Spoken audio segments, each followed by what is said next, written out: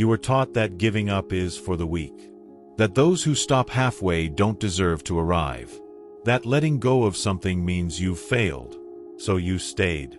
Even when it hurt. Even when it drained you. Even when that choice that once made sense became a minefield. You insisted. Not out of love, but out of fear. Fear of disappointing others, of seeming inconsistent, of being judged as someone who can't handle it. But no one told you this. Sometimes, continuing is the real cowardice. And giving up, yes, giving up, is the most courageous act of your life. But that kind of courage, they never taught you. They taught you to endure, to stay silent, to pretend everything's fine because you've come this far.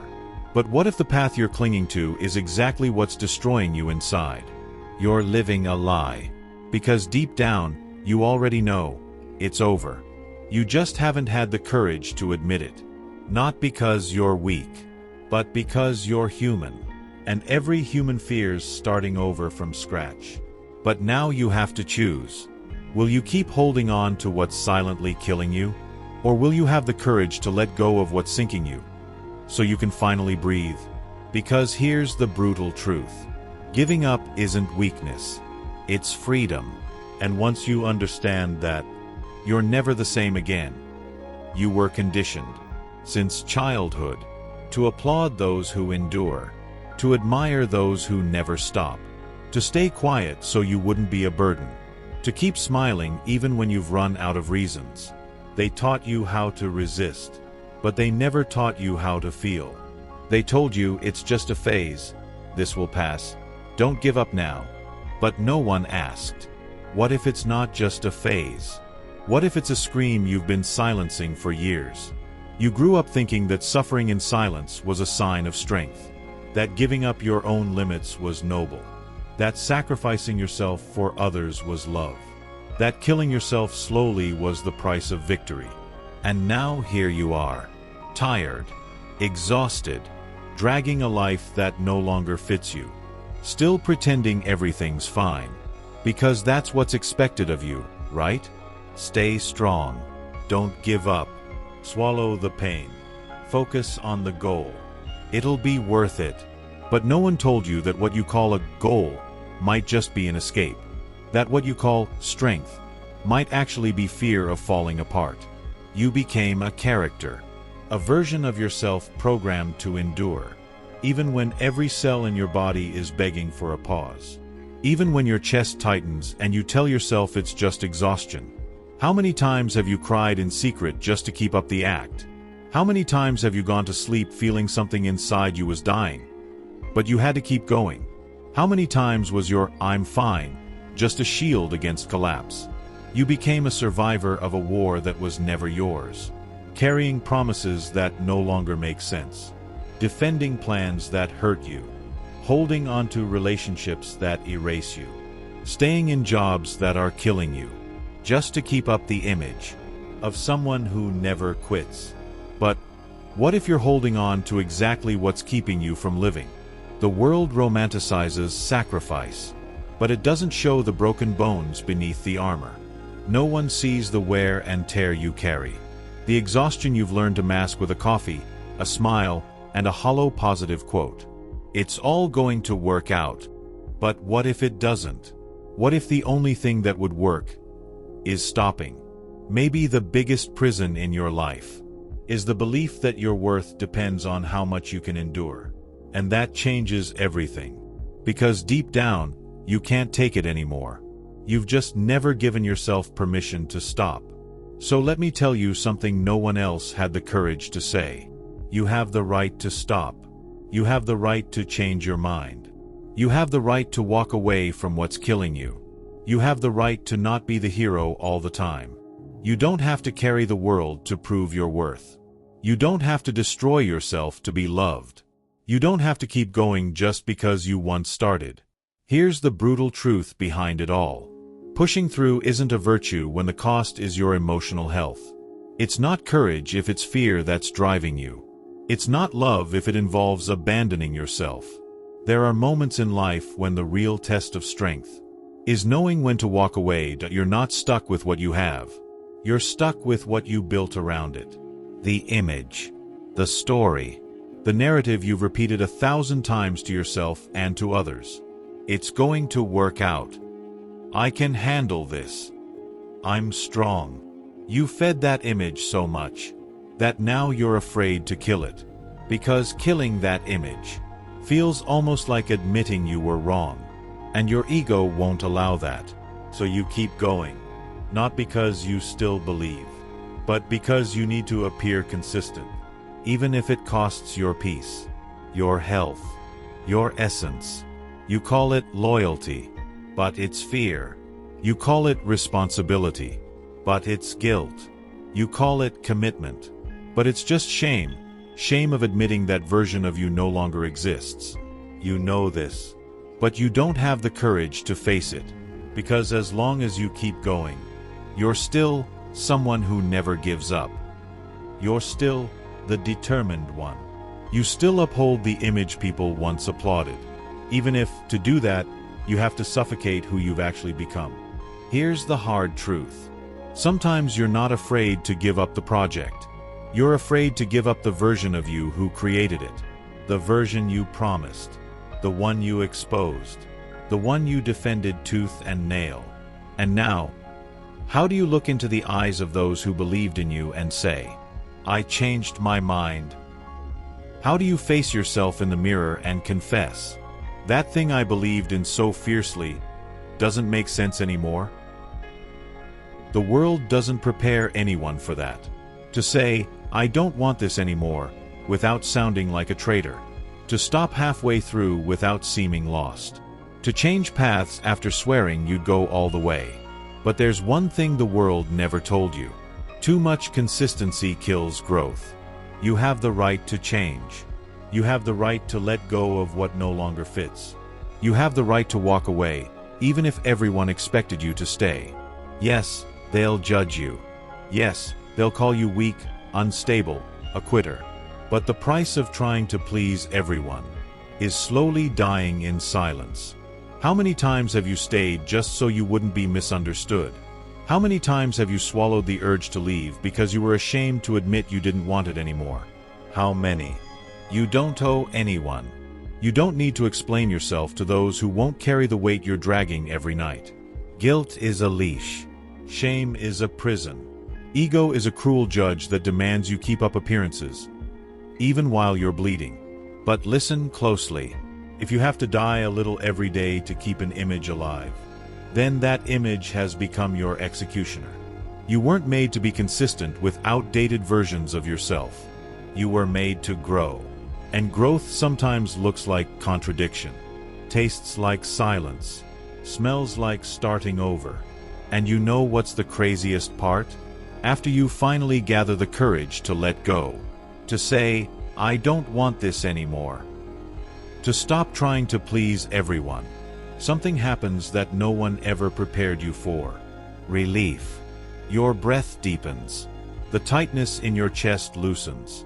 You feel your name return to you, because finally, you stopped living a lie. And it all begins when you face the fear of seeming weak, only to realize that weakness was continuing just so you wouldn't disappoint anyone. Some things are already over. You just haven't had the courage to bury them. And I'm not just talking about projects. I'm talking about people. About relationships you pretend still make sense. About dreams that no longer spark anything in your chest. About versions of yourself you wear like an old uniform, just because you don't know who you'd be without them. You insist. You force it. You memorize the script. You hold the image. You smile in pictures. But inside, all that remains is an echo. The echo of what once was. Of what once had life. Of what once inspired you, completed you, represented you. But now only survives out of attachment. You wake up every day and ask yourself, where did I lose myself? But deep down, you know, you got lost the moment you chose to stay in a place that no longer fits you. In a role you can't bear to play anymore. There are marriages that have become silent agreements of indifference. Friendships that exist only because neither of you knew how to say goodbye. Courses you only continue because you've come too far. Jobs you cling to because you're scared of not knowing who you are without the badge. And then you convince yourself, it's just a phase. It'll pass. Everyone feels this way.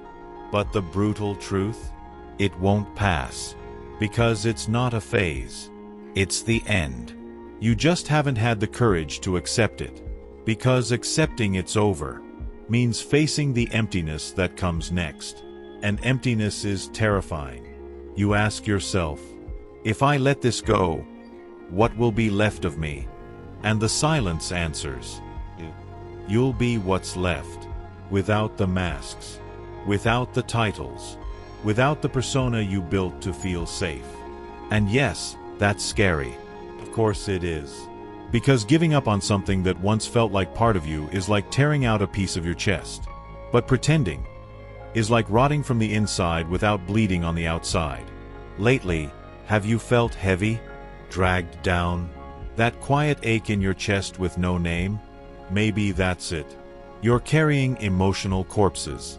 You're holding on to what no longer pulses. Clinging to bonds that only exist out of nostalgia or guilt. Defending ideas that no longer speak to your soul. And why? Because you were taught that giving up is failure. Because you believe you have to honor the past. Because you think letting go is cruel. But no one ever taught you that letting go can also be an act of love. Self-love. Love for the other. Love for the truth. You need to understand. Honoring what was beautiful doesn't mean you have to live inside it forever. What was good was. It served its purpose. It taught you. It changed you.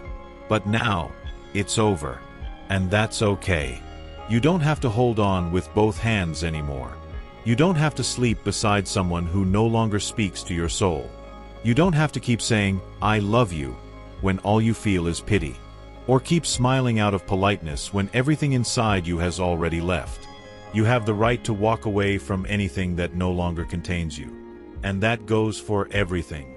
People, jobs, routines, promises, plans, beliefs.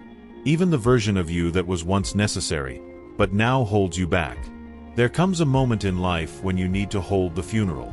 Cry it all out. Honor what was. And then, close the door. Because life won't wait for you to be sure. It keeps going. And if you don't let go of what's already dead, you'll die with it while still alive. So tell me, when did you decide that living a lie was more comfortable than facing the pain of change? When did you accept a life on autopilot? Life is calling you to be honest. And sometimes, the greatest act of honesty is saying, I don't love this anymore. I don't believe in this anymore. I'm not this person anymore. It's hard. It's lonely. It's unsettling. But it's liberating. And the very next second, when you stop pretending, it feels like the entire world breathes with you. Because for the first time in a long time, you're alive again. Giving up hurts. Even when it's the right thing to do. Even when it sets you free. Even when everything inside you is already screaming for relief. It hurts. And that's why so many people stay where they no longer belong. Because facing the pain of cutting ties takes a kind of courage that doesn't get celebrated. No one applauds you when you give up. No one hugs you when you decide to stop. Most people just judge. But you seemed so happy. You were already so far in. Why not just finish? They weren't there. They didn't see the sleepless nights. The lump in your throat. The feeling of breathing out of obligation. The silent fading of light in your eyes. They didn't see what you had to bury quietly.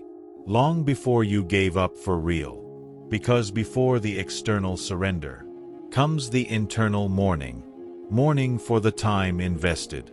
For what could have been. For the what-ifs that will never come to life. You spend days, weeks, sometimes years, preparing to let go. Saying goodbye in pieces. Talking to yourself in silence. Can I hold on a little longer? Is this just a phase? Maybe I'm the problem. And when you finally stop, the emptiness arrives. The bed feels bigger. The phone goes quiet. Your schedule opens up. The routine loses its color. And your chest, even relieved, misses the weight it used to carry. Because the pain of giving up doesn't come only from loss. It comes from the absence of what you used as a shield. Even if it was toxic, it was familiar. And familiarity gives a false sense of safety. You miss it. Yes, you even miss the pain. The routine that drained you. The person who diminished you. Because at least you knew the terrain. But not now. Now everything is unfamiliar. Quiet. Cold. And it feels like no one truly understands what you're going through. But that too is part of the process. The silence. The loneliness. The doubt. The tightness in your chest. That too is reconstruction. Even when it feels like destruction. You're bleeding, yes.